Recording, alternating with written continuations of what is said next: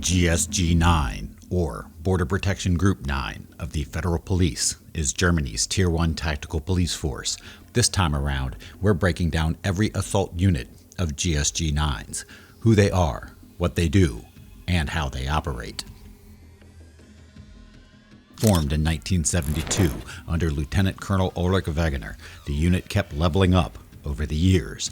The main headquarters is in St. Augustin-en-Galaure, near Bonn, with a secondary base in Berlin. All in, the unit has around 400 well-trained operators. Getting in is no walk in the park. Applicants under 34 need at least 2 years of service, and only about 10 to 15% make it through. Those who survive that then face 22 weeks of hardcore training covering advanced tactics and navigation. GSG-9's influence has spread far beyond Germany's borders, shaping special units in more than a dozen countries. They work closely with allies like France's GIGN and the US FBI's HRT. They've also stacked up competitive wins, sweeping every event at the 2005 SWAT World Challenge, defending the title in 2006, and taking the Warrior competition in 2012. The first unit is all about top-tier precision shooting. Their loadout is built for long-range recon and pinpoint engagements, packing sniper rifles, add suppressors and high-end optics, and they're capable of quiet, dead-accurate shots stretching out to roughly a mile. When things tighten up, they switch gears to suppressed machine guns for close-quarter battles. Their camo suits are made with IR-suppressing materials, based mainly out of St. Augustin. These marksmen spend serious time training at remote ranges in the Eifel Mountains and parts of Lower Saxony, running realistic field scenarios that mirror European terrain. These operators cover the entire police sniper spectrum, from long-range surveillance to active intervention. They are equipped with specialized tools like thermal imaging drones and advanced recon tools to track threats and guide assault teams. They run recon on high-value targets from rooftops, wooded areas, or even inside vehicles, feeding real-time intel straight to teams on the ground. And when it absolutely comes down to it, they're capable of taking out multiple hostile actors with surgical accuracy, keeping collateral damage to an absolute minimum. A defining moment for this unit came during the 1993 Bad Kleinen operation, when GSG-9 attempted to arrest Red Army faction terrorist Wolfgang Grams. Positioned in Overwatch, Marksmen provided cover during a chaotic exchange of fire. The mission ended tragically with the death of operator Michael Nuzella, the first fatality in GSG-9 history, and Grams taking his own life. That incident became a hard lesson, driving major procedural changes that strengthened sniper-to-assault team coordination. Fast forward to 2022, and during the Reichsbürger raids targeting far-right extremists plotting a coup, precision marksmen locked down perimeters across multiple locations, from Berlin to rural compounds, helping secure 25 arrests without the situation spiraling out of control. Training for these shooters is no joke. It rotates between GSG-9 facilities in St. Augustin, joint programs with German military Tier 1 unit KSK, and international partners like Israel's Yamam. After a 13-week basic phase, candidates enter a 9-week sniper specialization, with full qualification usually taking around 4 to 6 months post-selection.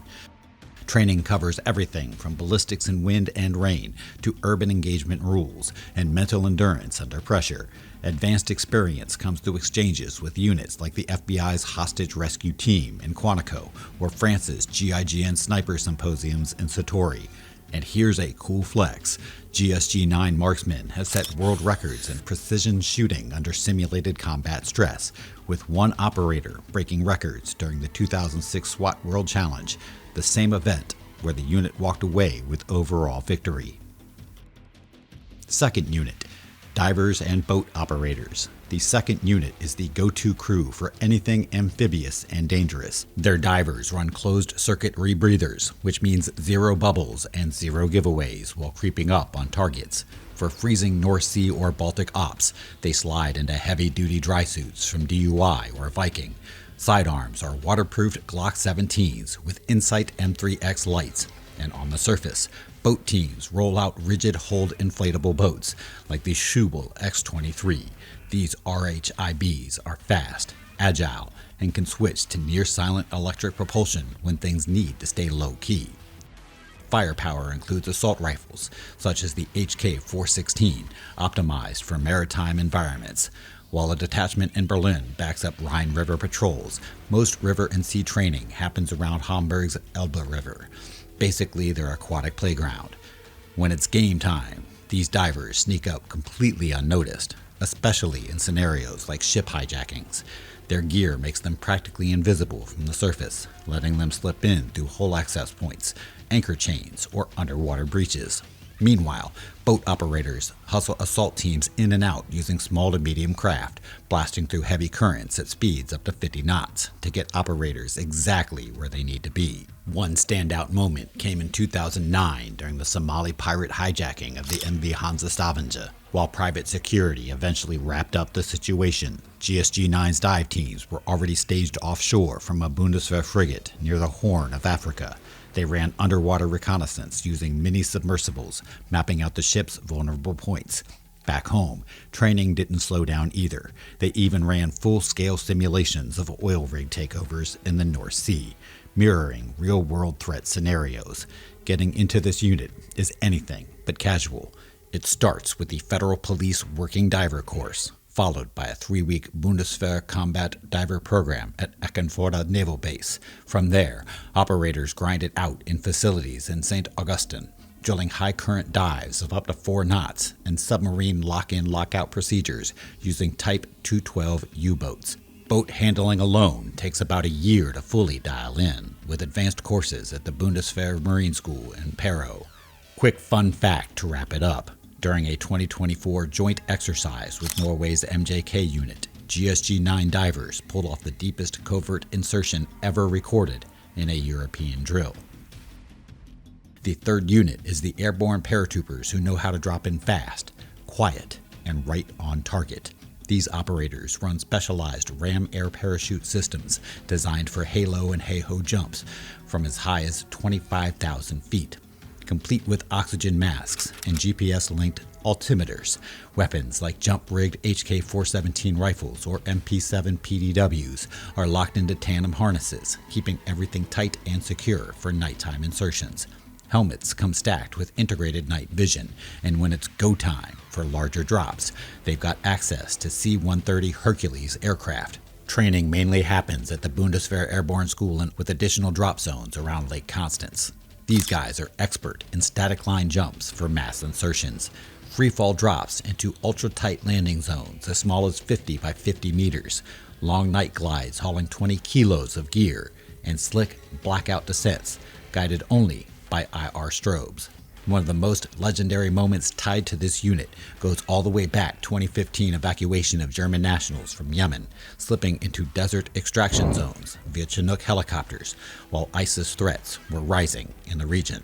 Core jump training starts at Bundeswehr facilities in Hammelburg, Bavaria, where operators grind out the fundamentals before leveling up through joint programs with heavy hitters like the U.S. Army Rangers at Fort Bragg or the UK's Pathfinders in Hereford. Operators log over 100 jumps every year just to stay current. GSG-9 parachutists were among the first police units in Europe to use square canopies, cutting drift by roughly 40% and making rooftop landings a real option. Together with combat divers, tactical parachuting is one of the things that really sets GSG-9 apart from regular police units. The fourth unit, based in Berlin since the summer of 2019, is all about fast reactions in the capital, especially when it comes to urban counterterrorism and nasty CBRN threats. These operators are kitted out for tight city fights, running compact HK-416A5 carbines with holographic sights that are perfect for CQBs. When things get dirty, they suit up in Draga CBRN gear and roll in RCV decontamination vehicles, letting them operate where regular responders simply can't. The unit stages out of Old Berlin Tempelhof airport facilities and runs quick reaction drills across places like Kreuzberg, simulating everything from subway attacks to high-stress urban ambushes. Tactically, they've got all the classic raid skills locked in: explosive entries, room clearing, hostage rescues, but the real strength here is flexibility. Big cities don't give you breathing room, so this unit trains to move fast through packed streets and tight buildings, reacting instantly to threats like vehicle attacks or barricaded suspects. The unit was shaped by hard lessons from the 2015 Paris attacks, with plans launched between 2017 and 2018 to beef up CBRN expertise and push more counter-terror manpower into urban environments. When it came time to prove it, the unit took point on the Berlin side of the 2022 Reichsbürger raids, breaching fortified homes on the city's outskirts and locking up suspects without a single casualty.